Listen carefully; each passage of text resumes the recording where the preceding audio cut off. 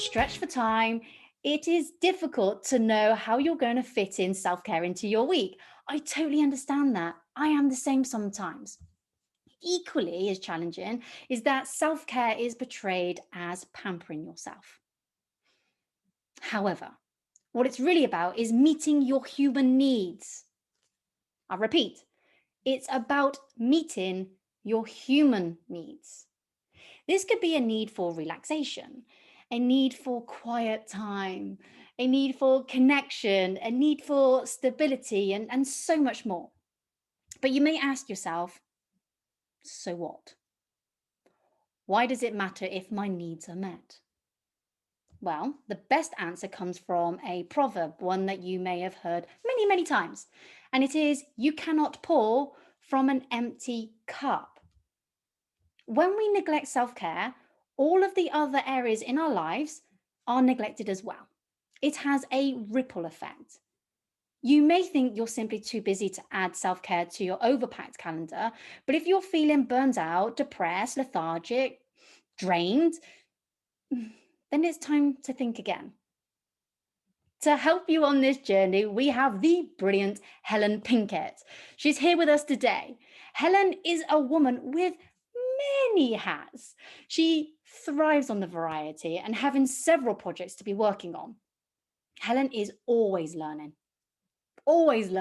and adding many different skills to her kit bag so that she can really help her clients in many different beneficial ways. Go check out her website. You will be blown away by her passions. You may think that weddings and intuitive guidance don't have much in common, or social media training and energy healing are a strange mix, but Helen, she has the skills to make it work. What is worth noting is that Helen is on a mission to encourage and inspire others to follow their dreams and to live their lives to their full potential. She inspires people to do things that they love and follow their passions, no matter how many and how diverse they are. What a breath of fresh air. Helen, welcome to Success Talks. It is a pleasure to have you here. How is life treating you? Very well, thank you. Yes, I'm really good. I have to be honest though, I've got that end of year tiredness going on at the moment, being completely honest, but no, everything's really good. I've been kind of reflecting and looking back over this year, however crazy it's been, and it's been really nice to actually look back and think I've actually achieved quite a lot in these weird and crazy times. So yeah, so I'm good, thanks. Thanks for having me on today, and thanks for a great introduction. Oh, no, not a problem at all. I agree with you. This entire year has been very challenging, but when there comes challenge, there comes growth. And for me, I find that a blessing. So I have a unique perspective, and I'm sure you're very much the same. Yeah, absolutely. Yeah, completely. Through difficult times, I always say through to my clients, especially through growth. Growth is uncomfortable sometimes, but there's always transformation. And these challenges, they come up in life to help us to learn and grow. And obviously, this year has been a very different kind of challenge to what we're used to. But I think also people have spent more time reflecting and looking at their lives and going inwards. So I think there have been some real benefits on a personal level for people. Yeah, absolutely. So before we dive into your article that you had written for the Yellow magazine, I wanted to ask you, how does it feel to be the person that goes against the grain? Now, what I mean by this is that we often hear people say, choose a career and stick to it. Or they say something like, find your niche and double down on it. But you defy all of that. I do. So I just follow my intuition and I just do what feels right for me. So I've tried, niching or trying to do less, but things come along that really interest me. So I just believe that we should follow our passions and we should do what feels right for us. So I'm not saying that everyone should go out and start running 5 businesses because it's not going to suit everybody. And that it just wouldn't suit everybody. But for me, that's just my path. And I found that I really enjoy it and I will keep on learning and I'll keep adding to it. But at the same time, I do release things when they no longer serve me. So if it doesn't feel right for me, I don't do it anymore. So I might well, be slightly different for others, but it feels right for me. And I think that's really important. And trying to bend yourself and fit into a square peg into a round hole. I think that's the saying, isn't it? And I'm Yeah, yeah, finding that's it. it right for me, and just being myself and following my path, really. So it feels quite good, actually, to be doing something completely different. Yeah, absolutely. And it just made me think about how we evolve as humans. Your 5 year ago self was different to the 10 year ago self, and how those are different. And so many people, or what I've seen over the years from my own experience, is that you choose your career and you just stay in that role, even though that you are a different person. And your perspective is, well, if it doesn't feel right now because maybe I've changed or whatever, the situation is different, then you don't have to continue with it. You can say, no, I don't want to do that anymore. Yeah, absolutely. So I had a VA business in the past 5 years. Since I've been self-employed. I was also a VA for 2 years, and that was great. And it was perfect for the time because I was able to bring my skills through from my previous career.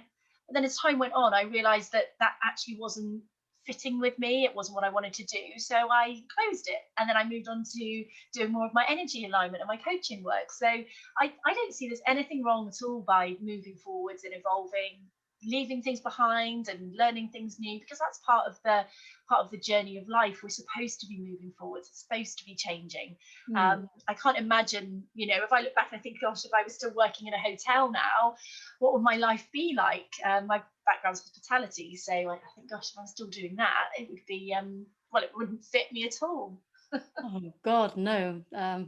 One of the worst hit industries. So yeah, it's good that you have the variety. So for times like now, you can choose the thing that's actually bringing you the most joy or the most income, whatever it might be. Yeah, yeah, absolutely. Because this year, obviously, my wedding business and my Be Well events business have completely been kicked to the curb. So I've been able to focus on doing other things like my one-to-one, my energy alignment. So it's been great. So actually, I've been quite lucky to be able to turn around and go, oh, it's okay. I'll just focus on something different. Whereas, I know a lot of people who've just got the one business and they haven't had anything to fall back on. So I do feel quite grateful that I've got my different revenue streams, so it's quite good. Oh, absolutely. So Yeah, your article hit a spot with me. Maybe the timing is key because we are in the festivities, the Christmas period. yeah, And it highlights the importance of self care when you have your eyes fixed on the prize, whatever the goal might be, when you're almost like a horse with the blinkers on, you know where you're going, but self care kind of falls down to the wayside. What inspired you to write it? because, well, this is kind of the cycle that I've been on through for many years, because I am guilty of getting into overwhelm, getting burned out, because I like being busy. Yes, I thrive on variety, and with that comes a lot of pressure on yourself. So I put myself under pressure. I've lost the the trail of self-care at times as well. I know how to do it, and I tell people, I tell my clients all the time. But I just wanted to write about this because it was a good reminder for me as well, that when we're working towards those goals, we should actually just enjoy the journey as well, because that's part of the process. And what made me think about as well is I do lots of running. So I've done half marathons and 10Ks and things. And part of the fun of doing it was going out training with my friend. So we'd go out on a Sunday morning in the wind and the cold and the wet, the snow even sometimes, but we'd have a really good gossip and we'd laugh and we'd be wet through and it'd be miserable. But that is like a massive part of working towards the goal of doing the actual race. So when I think back on it, I think, well, that journey, working towards that goal, was actually maybe more fun than reaching the goal itself. And I think maybe we should look at it um, in that way. It for work, for business, and for other goals that we have in life, is actually enjoying each stage of the journey rather than just the end goal. Because probably, like most people, they hit the goal and then it's straight on to the next one.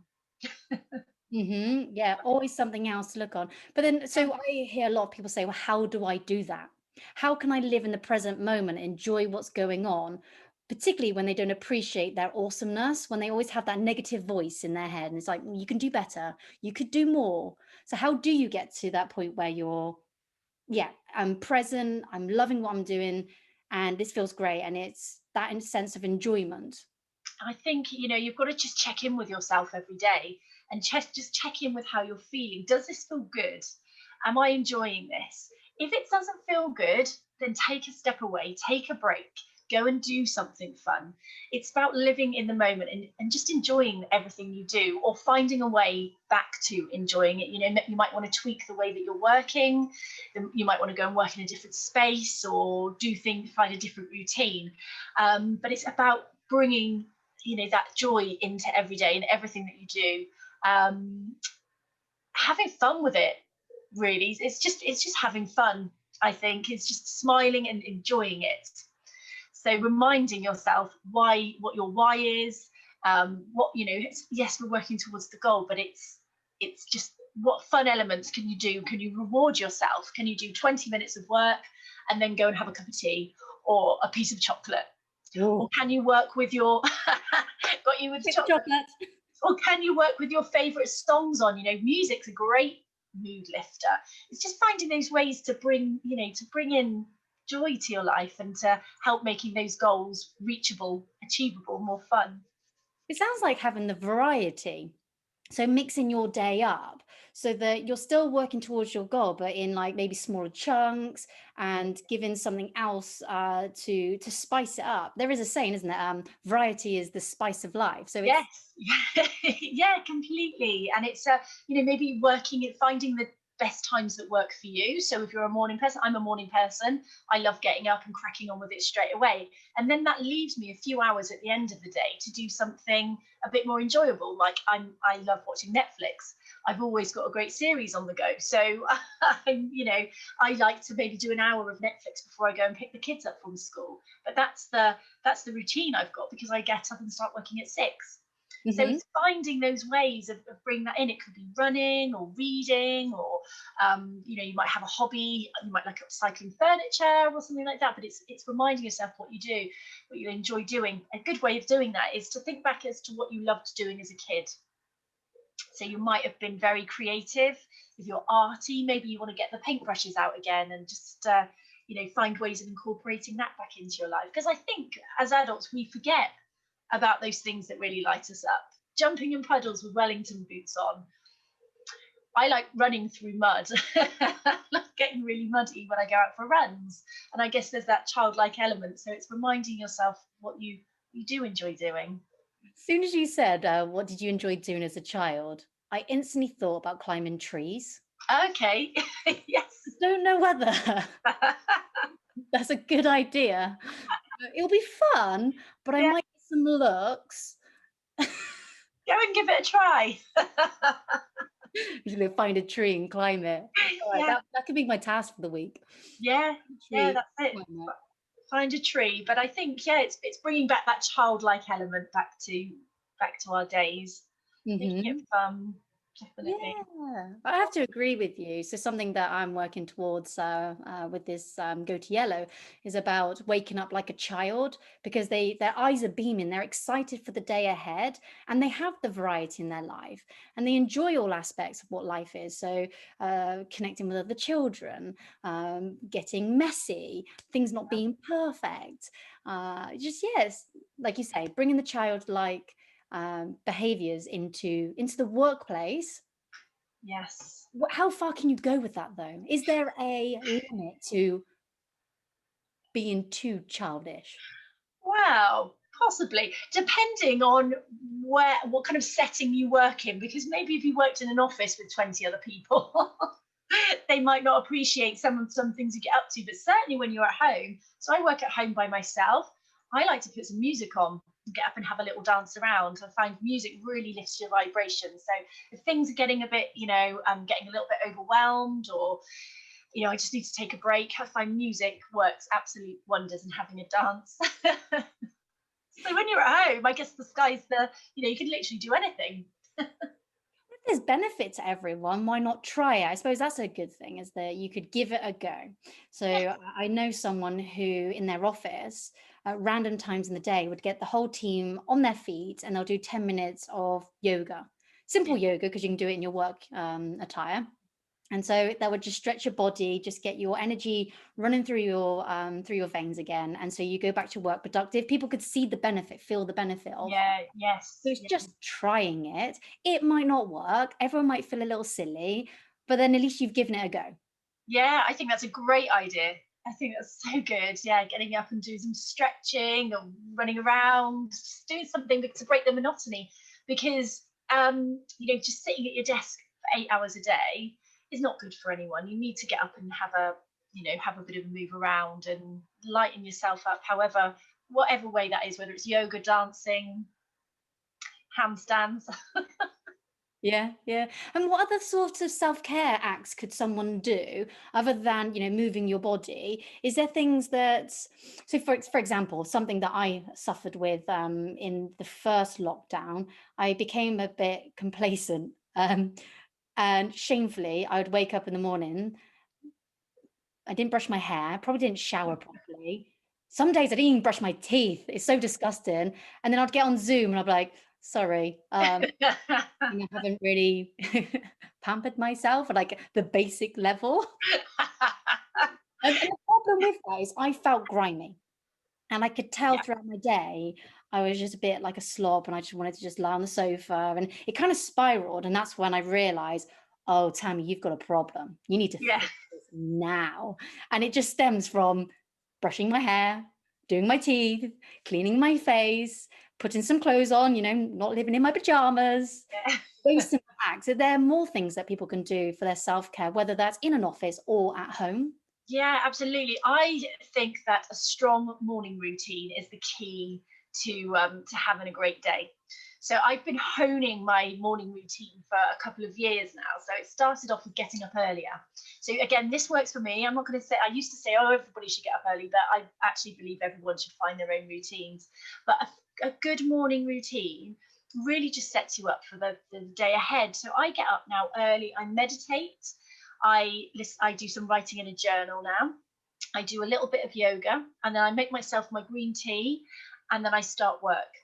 And that's my morning, and I do that every morning, and I absolutely love it. It sets me up for a great day ahead. It's those little habits that just help me. I know what I'm doing, and it just works wonders. So having a strong morning routine, and also, you might want to incorporate brushing your hair and getting dressed. I do that slightly later, so I probably do like an hour's work. But I always cleanse, tone, and moisturize my face. That's just something that I've always done since I was like 13 years old.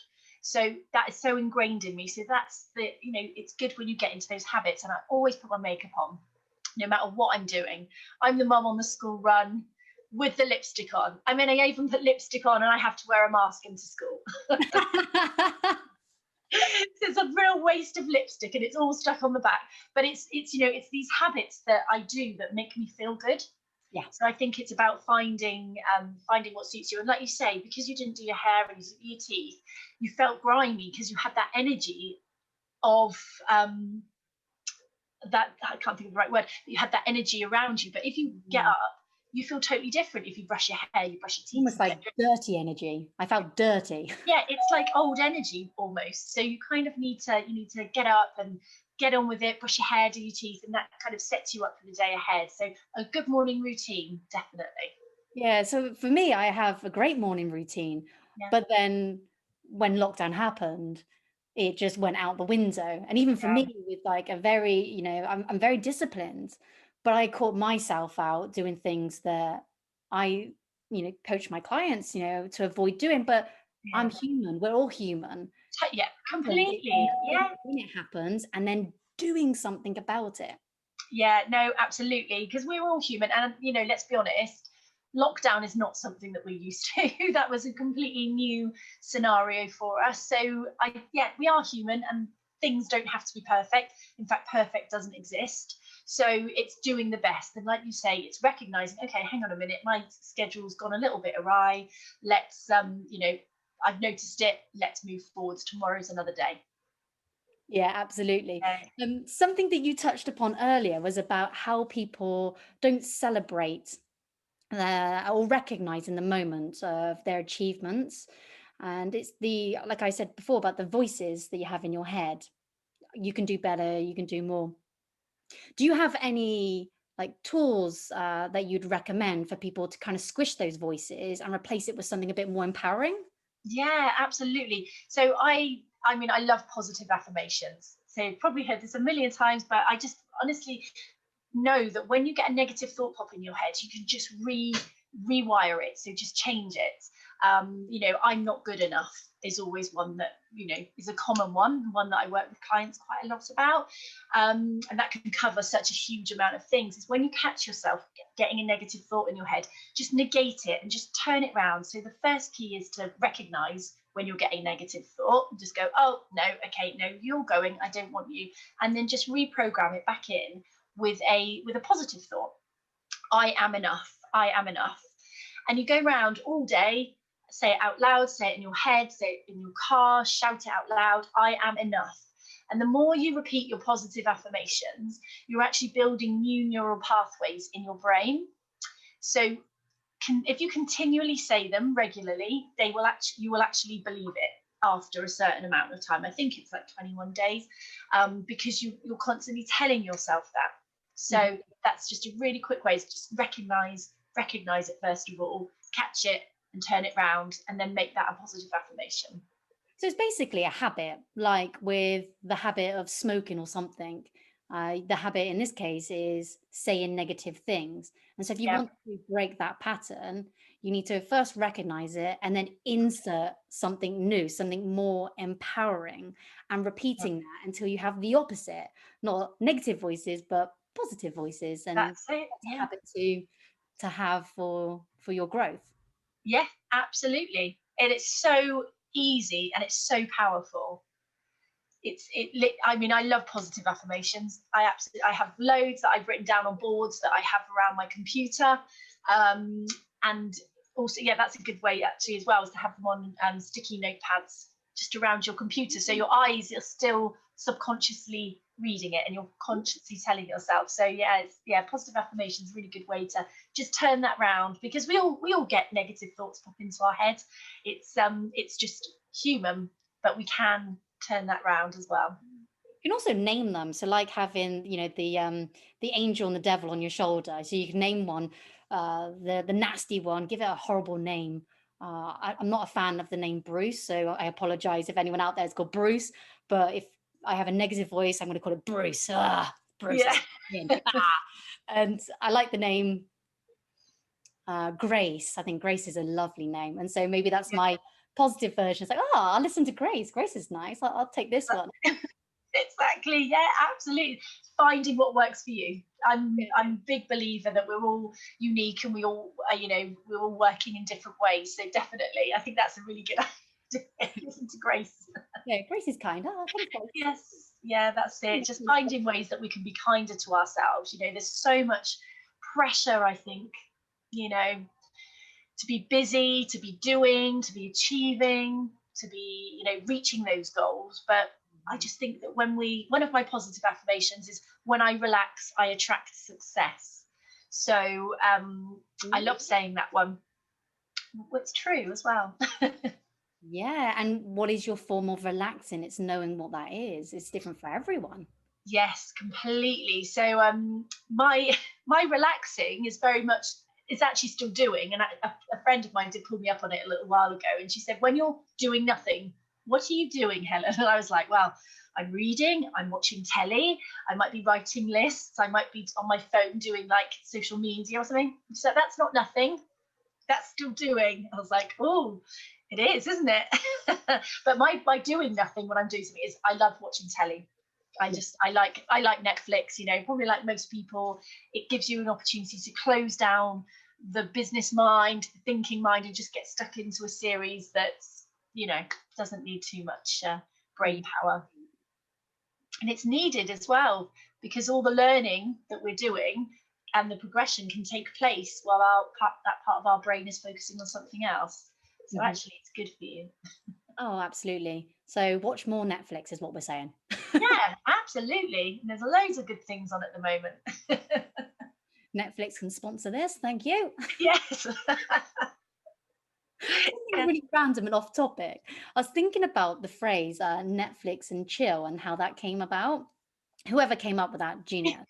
But Yeah. Amazon doesn't have one, so Amazon Prime, and I was like, oh, okay, maybe I can create one for Amazon. Yeah. I was like, oh, what time is it? And it's prime o'clock. So prime Yes. o'clock is their new strapline. So if Amazon are listening, Yes. it's prime o'clock. Yes. It's prime time. Prime time. Is that one? Is that a thing?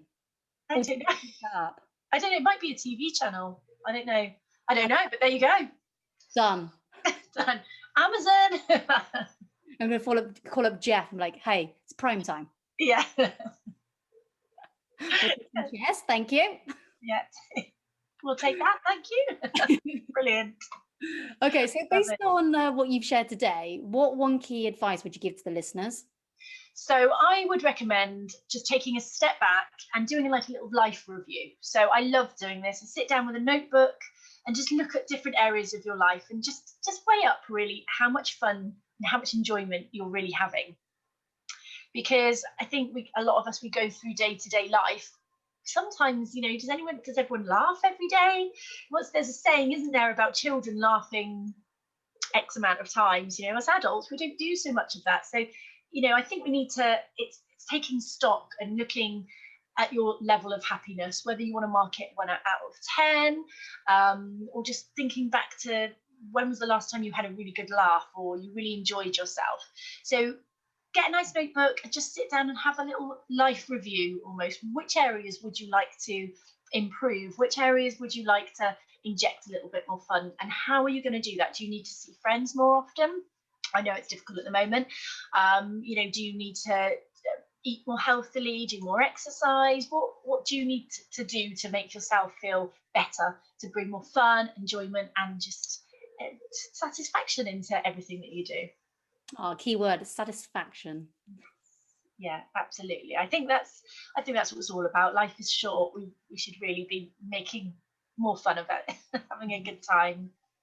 Oh, for sure. Yeah, fun in the workplace is your article's all about. Yes, yeah, definitely. We should just be. It's all about feeling good about what you do. And if Mm. it doesn't feel good, don't do it. Say no, walk away. Just make sure you're all in alignment with everything that you're doing, your thoughts, feelings, and actions. Mhm. That's what it's all about.